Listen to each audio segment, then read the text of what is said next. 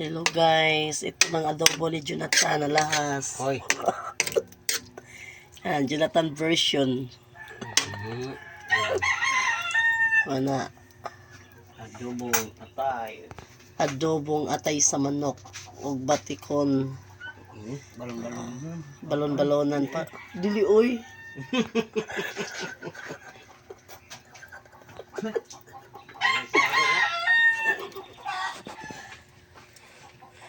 Ito, si Jonathan kasi ang nagluto. Pag umaga siya ang magluluto.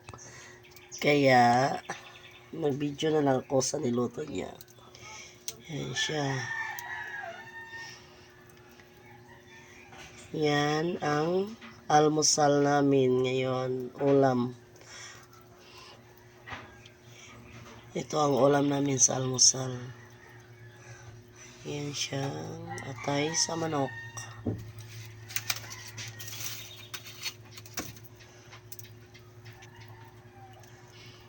Kasi pag umaga guys, siya ang magluluto.